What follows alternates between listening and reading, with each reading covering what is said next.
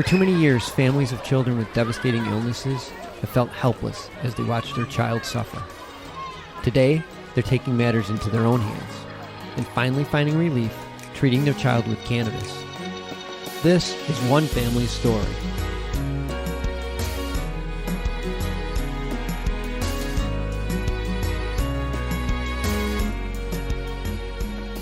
Welcome to another episode of Love and Cannabis. I am Nina Simmons. And I am Osiris Steffen. And we are the proud parents of Aiden Steffen. Hey everyone, how are you out there? Another episode. Yes, we are in week what? Week 3, day 1 of quarantine. Jeez, it's like a movie. And the fact that we're in New York is like Escape from New York. It's unreal. Absolutely unreal. I mean, at some point it's going to settle in. Right? It's going to settle that we are in this situation. It did for me, it did today. I went out for a walk and it just hit me. Everyone's wearing masks. People are getting grumpy in the city. The energy is this weird, eerie energy. And it hit me today. I was like, how long are we going to live this way? Is it going to be another 2 months? Like, how long can this go on? For example, has it been 2 months? No, I said, is it going to be another 2 months of this? I'm not expecting this to be another 2 months. I just can't see it. I mean, if you do the prediction, they're saying China, it took about 3 months for people to get back to normal, correct? Yeah. So we're only on week 3. So I don't know. Again, this is a time where people tend to overthink. So I started getting a little anxious. Well, you were watching the news a lot too. No, I don't watch the news. Oh, okay. No, I don't watch it. I just in my thoughts, I was walking and just seeing everyone, and I think the weekends are a little harder. Because like during the week we'll get into this more, but we have work to do, right? So everybody's working from home now. Working from home, so it's like, okay, so we consider it a work day. But this weekend came, and I was like, what are we going to do? Go out. Oh, we can't go out. We can't go out. I tried to go out. The playgrounds are closed. The fields are closed. So it's basically just very linear. You're going for your walk or your bike ride or your scooter ride. That's it. Yeah, there's nothing else. So no running around the track. No playing on the fields. There's no playing on they closed the fields. And the playground itself too? And the playground. There's one park. They took up the basketball hoops, which I get because that's a very close contact sport, and the kids were playing basketball anyway. It's funny. I saw adults playing basketball like last week on a basketball court. Yeah, so some people. This was a state park that I went to. They took out the basketball hoops. Oh my God! So it's like on the weekend, what do you do? You know, at least this weekend we did some art. Yeah, at home. I mean, everything is at home. I mean, if you look at it, what everybody's forced to do is work from home, but at the same time manage the family, because that's not what you. I mean, when you went to the office, that was it. That's all you focused on. The kids are at school, and that's it. Now that you got the kids at home and the parents home, and then they got to create their own schedule because they have things to do, and then also set up the kids because now you're doing the at-home schooling. Yes. You know, you're doing your online classroom. So it's funny because I have an image of myself and Aiden. We're both having laptops back to back to each other, and we're both working. He's working. It's like I'm looking at my mini me. Yeah. Doing his classwork on a computer, on his own laptop. Yeah. Amazing. So I can only imagine what other parents are going through. How about if you have more than one child? Shout out to people with like 2, 3, 4 kids. And they're all in school age. Yes. And they all need a computer or laptop. That's reality for a lot of parents. How do you manage the homeschooling? Ours is pretty much going okay because we each have a computer. So that works. So I can do my work. And we have space too because you're in the living room with the desktop. I'm in the back with so with a laptop. Works out perfectly for us. Yes, it does. And then we only have to log in for one kid. Yeah. And make sure he gets his work done. And that's it. But imagine having 2, 3, 4 kids. Oh my God. That's a lot. And you have to share the device. Yeah. And then you have to manage. If they're younger, you have to log in for them for the most part. Yes. And then, kind of be there, watch over everything. I mean, you can like what my husband does, he's there, and then my son needs help, he'll give them the help. But you kind of have to be in the same room for the little ones. Yeah, to make sure they're not on YouTube checking out cartoons or other stuff. But he's been pretty good with that. I would just say he's learned to use the MacBook, because that's what we have, is Mac everywhere. Everything is an Apple product. But he's learned his way around it, which is great. It's just that now we've put like a schedule in place so he understands like what are the day's routines going to happen. His morning meeting, what that consists of. So Nina comes in and helps him with that, set that up. And then when that's over, that's like only a half an hour? Yeah. Then he gets into his free time where I ask him to read a book, and I'm sitting there as I'm working, making phone calls. He's doing those things, and I'm listening to him read. Then I'd give him a math problem. So we're doing all these rotations. And in between, you're also making, lunch? You got the breakfast routine. See, that's the thing. Then the lunch. Then you got to make sure he gets snack. And then you can get dinner ready. Food is an issue. Oh, my God. It's like you realize that your workload is almost cut when it comes to your regular work, but your workload at home is increased. Yeah. Because things that you weren't doing before, now you got to do. Yeah, because now you have the lunch dishes. Before there was no lunch at home. Yeah. So now you have to do that. And now you have to think about it. Okay, what are we doing for lunch? It's not like you're in the office or he's at school. So what's for lunch? Okay, what do we have? Tuna? Okay, let's just do that. It's just like... Yeah, but also the other thing is, you think about it, you're not home during these times. Yeah. So you're going through food a lot faster. Oh, yeah. The toilet is getting some work. Yeah. It's getting a lot of traffic. How many times do we have the plumber up here? It's like, holy cow. It's just, so things are getting their wear and tear. I guess this is like a little TMI, but it's reality. We had this, all three of us, we in Osiris decided that, okay, this is a good time to do laxatives. Yeah, let's cleanse our body, because you know what it is. Let's because this is the other part of it too. Being home, it allows you to go into your fridge more often than normal. Yeah. So you're like, okay, let me eat this. Let me get a snack here. I'm bored. Snacks. Yeah. So and now you're starting to like. We've noticed that. Oh my God, I think we're starting to gain a little bit of weight here. Yeah. Oh wow, we're not exercising. We got to start exercising. We got to start cutting things out. Yeah. And I think that's what we did when we decided to relax. Let's start from a clean slate. Yeah, let's start. Let's start this weekend. And yeah, it wasn't a great idea. It wasn't a great idea, because then we also gave Aiden one. Oh yeah. And then I needed the plumber. Yeah. Oh my. Emergency plumber on Sunday. That little guy packs a punch. Oh my God. He is the closer. Yeah, he closed it. Yeah, he closed it. He shut down the toilet. He shut down the system. It's funny, but I mean, we joke with this, but it's like a reality that we also have to prepare for what comes once this is over. Like, we could be in two spaces. One, we could be well overweight. Yeah. Or we could be, healthy. Yeah, because we became conscious. So it's like, it can go both ways. It could go either way. It can go either way for either one of us or both of us. So the one thing we picked up was that we have to eat less. Yes. Like, we cannot eat. Take it for granted. Yeah, you cannot eat 3 meals because you're not active at all in quarantine. No. You exercise normally, and then you went to work. You walked. You in the subway. Now you're not even getting those extra steps in. I know. So you have to be very conscious of what you're eating. So I'm definitely cutting down on a meal. I'm not having 3 meals. No. I decided that. Yeah, I've looked at that as well. Thought about it. I'm like, okay, yeah, just eat dinner. Yeah. Water for most of the day. I think we were going to do that gallon challenge. Yeah, drink a lot of water. Yeah. And maybe a slight lunch. Like today I had one slice of bread. No, 2 slices of bread, which I shouldn't have. You shouldn't have that. Yeah, and then tuna with a tuna fish sandwich.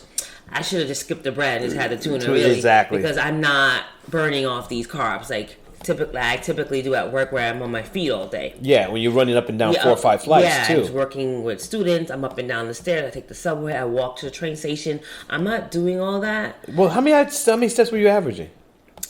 I was averaging 10 steps easy without going 10,000 steps. Okay, 10,000 steps. That's much different. Easy a day without going to the gym. See, now, how many steps are you now? Well, like if I go on my walks. But let's say you don't. Oh. 20. Like, it's Yeah, crazy. so Like, that's a dramatic change. like, if I don't go for a walk every day, it's bad. Yeah, that's bad. Because I think it took me, for me to get 10,000 steps, I had to literally walk for half an hour. Yeah, that's Straight. basically what it is. Yeah, Yeah. for half an hour straight, I made 10,000 steps. What was it? I walked from 146th all the way down to 99th Street Yeah. on the west side. So, yeah, that was a half an hour walk, and it was about 10,000 steps. And then I did it turning back. You got to do it. You gotta stay be active. conscious Yeah, of your activity, because Yeah, and if anything, too, watch your kids, too. It's an easy mode for them to eat you out of a house real quick. yeah, the kids, Because they're growing. They're growing, and the food is there. Yeah, the food is there. Aiden, that's one thing about Aiden, though. But the other aspect with him is he just hit a growth spurt. Mm-hmm. So that was an uptick in his seizures, and also him wanting to rest more, not eat as much, but when he should be eating more. Yeah. This little guy. Oh So my God. what? On the flip side, Aiden is actually eating less during the quarantine. Yeah, he has because- no interest in eating. Yeah, because I guess he's not moving as much. Yeah, he's not active. He's not burning anything. Yeah. So it's a challenge. Oh my God, we got challenges facing. But I think for the most part, if you're going to be home, you have no choice. Okay, you're home. You got to create a schedule. You have to create a schedule, like your daily planner, and have it posted somewhere so everybody's on the same page. It's not, you're going to lose your mind. Yeah, because it's rough. So you have to also realize that the kids, they just want to be on their tablet, watching YouTube videos, playing video games, Sleeping late, and sleeping late. That's all they go want. to bed late, and waking up late. Yeah, because they're like, oh, summer. This is summer vacation. This is our Like, vacation is time, right? Like, no, what? No, this is not real school. Yeah. So you have to cut that playtime and just limit it to like, okay, playtime is at 3:00. Like, that's when it would be, right? Yeah. Yeah, we have to instill those same things. The same routine they were doing in school, we have to do the same here. But for Aiden, we really haven't done that. We've been like strict to the bone. Like, you're working from 9 a.m. up until 5 until we stop working, which has been working. But we have also put him down for a nap for around 1 p.m. We give him a nap because there's moments where he just needs to break down and just take a nap and relax and rest. Well, again, because of his seizure and also his growth spurt. Yeah, he needs to rest so he can to develop. I find it interesting though with this, what they call now classroom, or is it online classroom? Remote learning. Remote learning. When I started undergrad years ago, about 15 years, 20 years ago, we called it long distance learning. It was called long distance learning. And it was just basically in its infancy stage when that started, where you did a class from home. As long as you had a computer, you can do the classes, you get the subjects, you get your chapters, you got to read all those things, and you email and you send in your work. Or you can print it. At the time, no, actually, we didn't email. We actually had to print out the documents. And fax it or something? No, just hand it in. Just come to the school and submit it. And just submit your work. But now we're so advanced that you can email stuff. Mm-hmm. And I find it amazing that parents are like, oh my God. I'm like, you didn't do an online course at any time in your life? I've never done an online course. Oh, wow. Yeah. Okay. So for me, it's like I'm taking it straight. I'm like, oh, okay, we can set up, Aiden for this, working from home. As long as you have a phone and a computer, you pretty much can work anywhere, especially depending on what type of business you're in. Because for mine, it's sales, so I'm on the phone all the time anyway. Of course, I always thought that. So it depends on the time zone and where my clients are, because I have clients in China and I have clients on the West Coast. So as long as I'm available during these timelines, I can, take care of business. And most of my transactions are done through email. Hell, some of it is even done through WeChat. Through social media. I can just send an agreement. I can send some information and done. Don't have to see anybody face to face until, we meet up. But for you, I find it interesting that your job, that you have to see your students online. Yeah, so we do teletherapy. Teletherapy. How does that look? Just the sound of teletherapy, like televangelist. It's very new for me too. So basically, what I do, we use this the Google Classroom, and within the Google Classroom is called Google Meet. So then you make a schedule, and the students' parents provide me with their email. I send them an invite to join at a certain time, and they click on it, and boom, they're there. So you basically, it's almost like Zoom and all that Google chat. Exactly. Okay, so they see you, you see them. Yes, and then I plan out a 30-minute session of different exercises. And so you're doing remote physical therapy. Yeah, but they're calling it tele, I guess. Yeah, no, I read actually somewhere where it's called, they're actually doing health. Telehealth, yes. Yes. So you could talk to your doctor they online. They already have that telehealth. So this is going for the kids who need their therapy that they usually get in school, but they can't now because we're on quarantine. I mean, it's a work in progress. Some kids don't have the attention span to tolerate it. Mm-hmm. Some of them are really young, or it's a lot for them. Or the novelty of it, they're like, "Huh? Like, what is it? What? Where?" Yeah. What's this all about? Yeah. So it's a transition for all of us. For some kids, it's very hard. For Aiden, it hasn't been that big of a situation. He's kind of just he's going with the flow. But we did take a walk, and he saw the library, and he was like, "Can we go in?" I said, "Oh, no, the library's closed." He said, "Okay." Then he pointed out this restaurant. He goes, "Oh, look, it's closed too." I said, "Yes, that restaurant is closed." Then we came to a bank on our block, and he goes, "The bank is closed too? I can't believe it. Tell me why. That's crazy. I was like, okay. We're on a quarantine lockdown. I didn't know what to say, really. But I said a lot of people are getting sick. Mm-hmm. And things have to close down. And that's why we cannot go to school. And I cannot go to work. He goes, "Oh, that's why." It's hard to tell your kid that are so young. Yeah. That why can't we go to school? Why can't we do this? Why can't we go to the park? Like even we went out. He goes, "We're going to the park." I said, "No, Aiden, we can't go to the park. We just have to stay on the street and go up and down." But is that part of his physical therapy you're doing as well? No, just to get him out. Oh, yeah. He's driving you crazy. Yeah, just to get. But with your patients, with your students, have they been adjusting to this? Some of them okay, and some of them not. They keep wanting to go to school. It's like Groundhog's Day every morning. That's crazy. Are we going to school? Some of them get up and get dressed, and they pick out their school, put book bags on. Oh, really? Mm-hmm. Oh, wow. They're on autopilot. Mm-hmm. Because some of my kids go to school 12 months a year.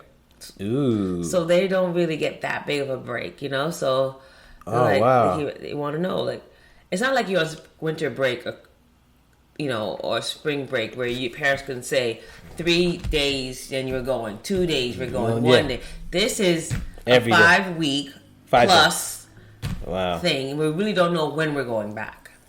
Wow, and these kids are in that. But you work with special needs kids, so that's why. So it's a little different for them, the processing wise. Some of them are okay. It depends. They vary in their severity, disability. Yeah. Or some of them, they can't handle change. Ooh. So this came very abruptly. Whereas other breaks, they can visualize, okay, in 2 weeks, we have Christmas break. Okay. Yeah, but this came out, boom. Friday, we went to school, all of a sudden, Monday we can't go. We can't come back. It's like, whoa. Okay. The way it came out. And it's a lot for the parents and a lot for the kids. How's that been working out with parents? Because I know, having worked in schools years ago, parents can be flexible and some cannot. Well, it's a lot of the parents that are stressed. Yeah, they weren't expecting this. No, and some of them lost their jobs. Uh-huh. So, ew. It's a lot of anxiety and stress. Oh, okay. How have they been helping with trying to get them to do the physical therapy? Because I know if they're using it off their phone or they have laptops. Do they have the technology? Do they have the services? Okay, yes. Some parents do not have laptops or tablets. Some of my kids, yes. Wow. I work in one of the poorest districts in the Bronx, so yes, a lot of my kids do not have access to the technology. The schools are providing laptops, but I think it is limited. They can't provide one for every kid. Right. First come, first serve. It's kind of exactly. Wow. You have to be first on that line. Damn. So this is what's going to happen. A lot of kids are going to be behind. Wow. So because I know that it's supposed to be compliant, that the schools have to be compliant in getting these kids the services, but if they're not providing the access to get those services, they'll be basically out of compliance, and then they would have to make it up at some other time, or it's just somehow summer school.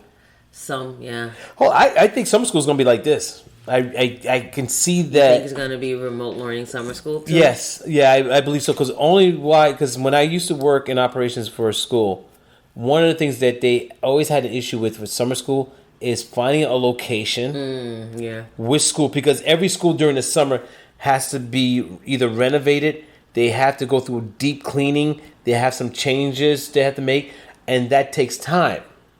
Especially if you have two custodians or three custodians handling the whole building. So it's hard to get things done. Like the floors have to be waxed, they have to be buffed, and all this, painting, all that. So you have to figure out what schools to send number of kids to an ideal location, whether it's in the 5 boroughs. So you have to figure out how to coordinate that. Doing this remotely would literally save the school system money. One, save them time. Yeah. And things will get done.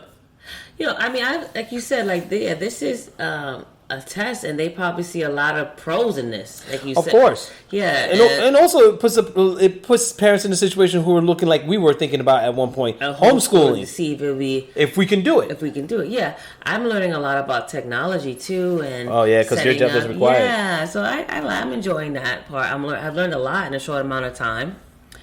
What's nice also about some of the nice things about being in quarantine is that you don't have to hustle in the morning to be somewhere. Yeah, that's true too. So we can sleep in an hour, get more rest, which is always needed. Yeah. And there's no hustling to be somewhere at a certain time, which alleviates some stress. Well, the other part too is that cannabis is considered essential medicine. So you get the dispensaries open and you get the delivery.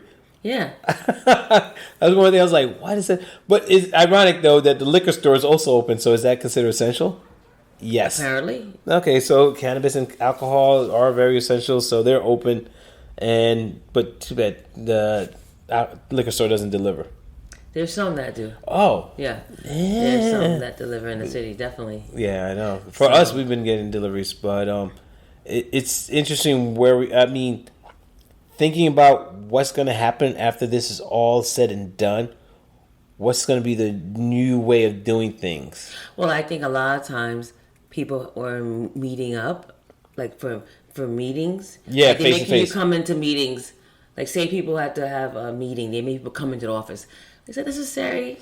Yeah, some meetings like this could have been either an email or we literally could have done that through a chat. Exactly. So certain things. People are learning from this. Yeah. Yeah, there's some positive and negatives you can take from it. What I liked about, in terms of aiding in the homeschooling, is that he gets to learn at his pace. Yeah, we did see that at his pace. He does pick up his pace. So we can home in and say at school, they may be doing it once or twice.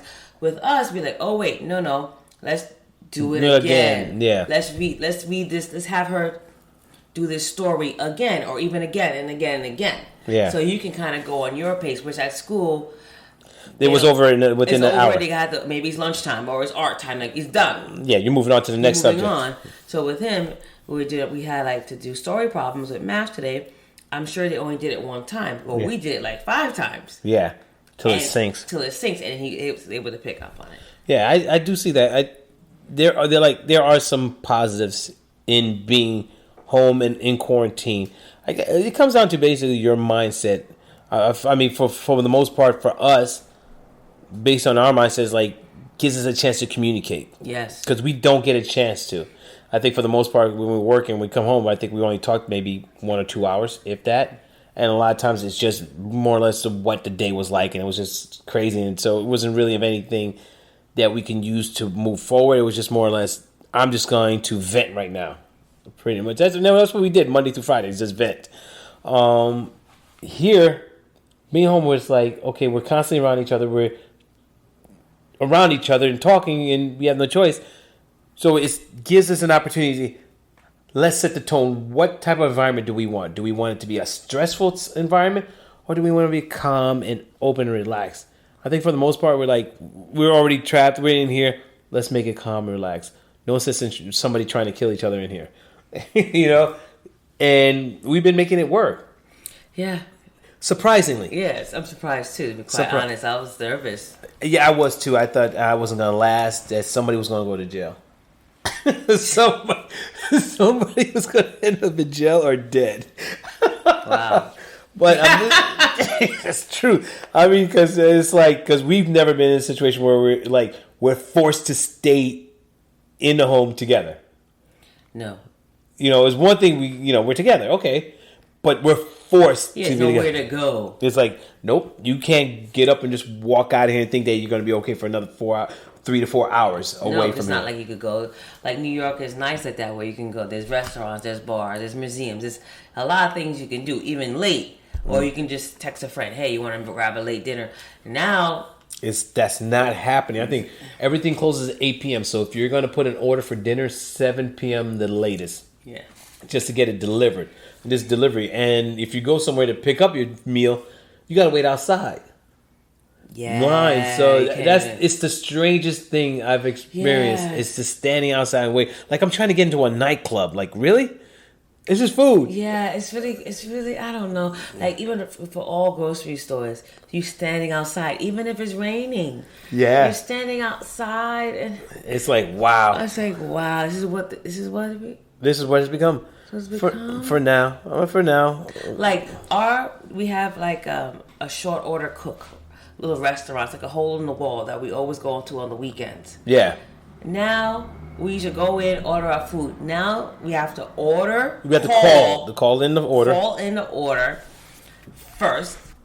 And then they come outside to you to give you your meal.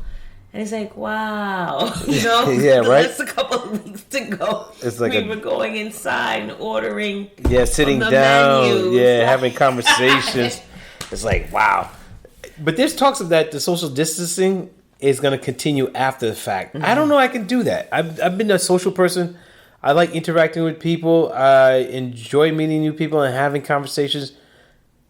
And for it to stop, like, no. People are not going to want to respond to you or talk to you. Or New York City's full of tourists. We have tourists come through here like every other day, any other day. And for New Yorkers not to be engaged with them and say it would make us the most rudest city in the world.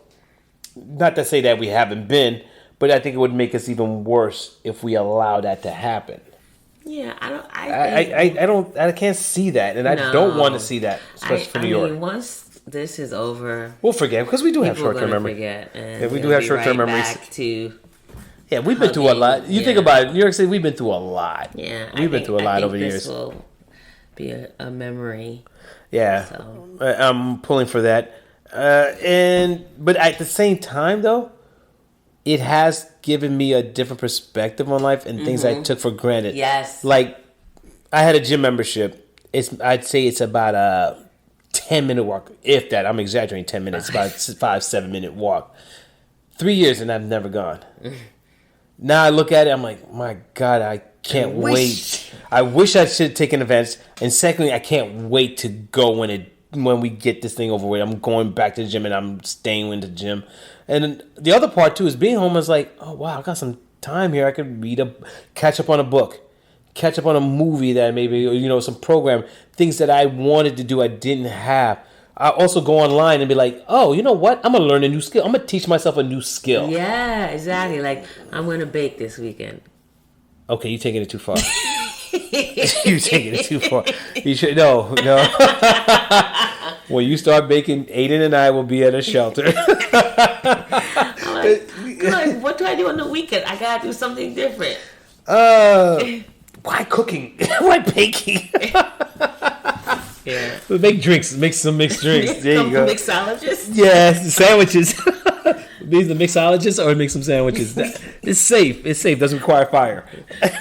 Oh, Jesus. But you get what I'm coming from with this. Yeah, is that learn new? It's opportunity. Oh yeah, this is an opportunity to evolve really, and to take this moment and say, you know what, I've always wanted to teach or wanted to learn how to take an engine apart. Even though you may not have physically, but to read, to watch, those things that you never had a chance to do that you want to do.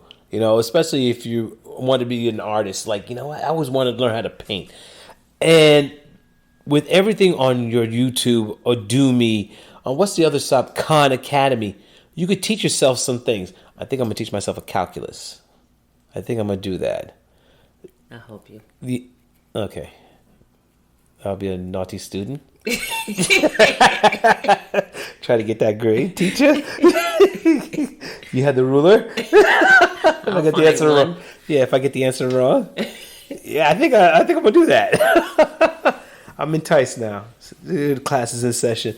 But seriously, there are so many things that this opens up.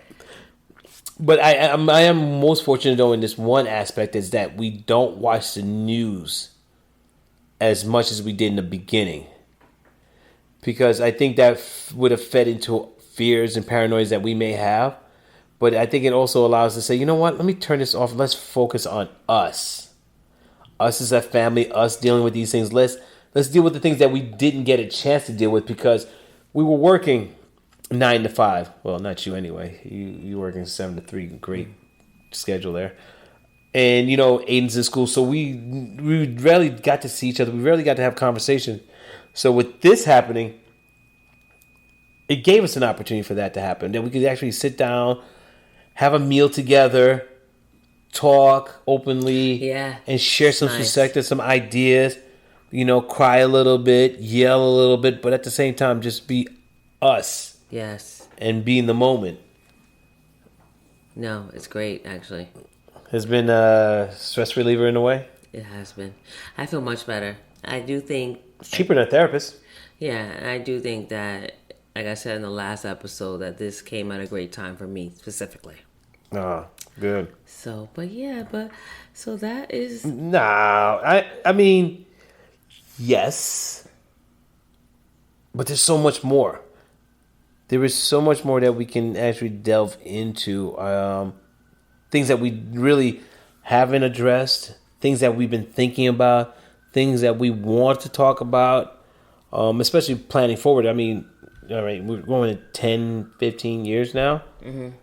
There is still those things that we still haven't finished. Or we still haven't really touched upon. That, I think that will help us expand in our relationship.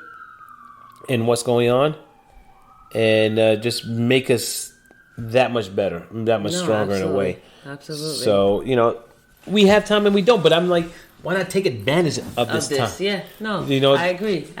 Because this is once in a lifetime opportunity. And when I make it is, I'm thinking the same thing. You think about it. I mean, as they say, you get lemon, you make lemonade. Mm-hmm. And this situation is that, depending on the mindset that we have, this could be a negative situation or it could be a positive. And I like to write on the idea of making it positive and, us to do something that, would be not out of the ordinary, but something that was expected to be done, which is really get to really know each other. Yeah. To see if this is something we want to continue. Because we may find out, like, I just realized that, I love you as a person. You're a great person, but maybe you're not the right person for me to move on further in life. Yeah. Maybe we should start to think about or start to work towards, going our separate ways. But at least we came to an understanding for that to happen, as opposed to, when you have those dark sides that come out where, you're angry all the time, or we're fighting over things that made no sense. We're yelling at each other. Not realizing there's an underlining part to it where we just have faded away. Or, what kept us together in the beginning is no longer there. And we just pretty much grown apart. I've always wondered about that with certain relationships. I'm like, oh my God, they've been together 30 years. They're separated. They divorced. Yeah. It's something that was always there, but they just never addressed it for one reason or another. Exactly. So with this situation, it gives us that chance to, what? Let's evaluate it. Is this for us? Is this something that we want to move forward? Are we where we want to be in life? And if so, if not, why aren't we? Mm-hmm. Let us do our household checklist, and have those honest conversations. And like I said to you before, creating that safe space where we can feel open to have discussions where, there's no animosity, there's no anger, there's no hatred. It's just two friends, because really, when we came together, we're friends. I mean, any relationship, Yes. you establish a friendship first, a trust. Yes. And that trust shouldn't have changed. But for some, it has, and it does. For some reason, down the road, it does change. Yeah, it does, definitely. I think a lot of animosity builds up and the communication is not there, that safe space. Yeah. And so things just build, and then it gets too high where sometimes you can't reconcile. Because the wall's been built too high, too thick, too wide. Too many bruises and injuries. I think we've experienced those things too. I would be lying to say that we had a perfect situation. No, not at all. Oh no. There's moments where we wanted to get at each other, but we were diplomatic about it. Were we? For the most part, yeah. There's no bruises. There's been no violence of any sort. There's been broken things, but we won't talk about that. Things have been broken. But it is those honest conversations that I think we don't have until we have to have it. And that's one of the things I don't really feel comfortable with, where it's like, it's there. It's like, that food stain in your teeth. You just like, get that up, but how do I approach you and tell you that there's something there? There's something I want to talk about without you being offended or feel like you're being attacked. Yes. It's like, and again, that goes into the safe space. So I would love to create like an opportunity where it was like, okay, how do we get into a conversation and say, you know what? It's time for safe space. Let's talk. And be honest and be open and just, feel free without having to worry. I guess by just saying, hey, this is safe space, and that also kind of prepares you in a way, mentally, mind. physically, emotionally. Okay, exactly. Because that's something I wanted to do too, is go back to taking up yoga and meditation. Yeah, I mean, you could do it in the home. Well, we could do it now. Yeah, that's what I'm saying. But now. you need the space. Like, we have in a room in the back where we can actually put a cushion out and start meditating. I've always wanted that. That's all I ever wanted, just to have a space to meditate. Just sit and I appreciate silence. I really do. I just want to be able to sit and there's no noise, no nothing, just me and myself, my thought, and be one. I know that you're not accustomed to that in a way, because I know you try to do the meditation and you find it challenging, and which I did too. It took me a while. I'm not going to lie. It took me at least a good couple of weeks before I can actually home in and be like, and not have any voices or anything playing. It's hard because you have so many things running through your mind. I mean, we could try it tomorrow. We could do 5 minutes, us three. Really? All three of us? Yeah. And a family meditation. We have the time. We don't have to rush in the morning to go anywhere. So let's do it. Yeah. The other part too is I wanted to start exercising in the morning to get the day started. Yeah, we just have to wake up. Like I said, I didn't see what was happening. Get him early to exercise. I'm like, yeah, let's do it. I'm like, I said I didn't say what's happening. You're the last one to wake up. I am that now. I'm trying. Well, today was good. Today I did get up early. Yeah, you did. And I couldn't sleep, so I did get up. I did do 100 abs reps. That was all. That's great, though. It's a first start. It's a start. It's baby steps. But I do think what I do like about this is that we're sleeping more. And I think you and I needed this rest. Yeah. So if you need to sleep, because this is the time to do it. Oh, yeah. Especially when your body's run out. That's how it makes you susceptible being ill. And I think that's what happened to me back in, December when I got sick? Or January? It was December, January, early January, I think. Late December, early January. Beginning of February. Oh, beginning of February. Okay. So beginning of February, Aiden and I both got ill. And I think for me, it was from stress. It was from lack of sleep, poor diet. All those things just basically ran me down, and my body said enough. And with Aiden being sick as well, him coughing, him sneezing on me, and all these things, and it's just like the combination. So it literally just put me on my behind. And that was a great opportunity to also when I had some edibles, because it helped me sleep. Yes, and how much you just need the rest. Yeah, and you need to shut down. You literally need to shut down and allow your body to do what it needs to do. And that's rest. Rest is best. Oh yeah, rest is best. You can't go wrong with that. You can't go wrong, because I think for a lot of people who do get sick, they don't realize that a lot of it stems from them not eating well. Them not eating well, not getting enough rest, not getting enough water, and all the things that they need to do in order to recover from whatever they're going through. And stress adds so much.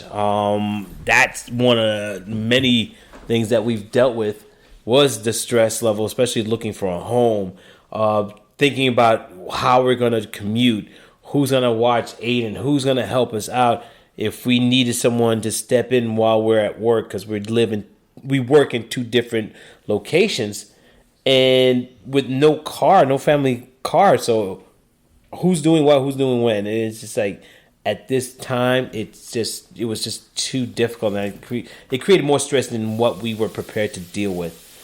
But it's life. It's one of those things.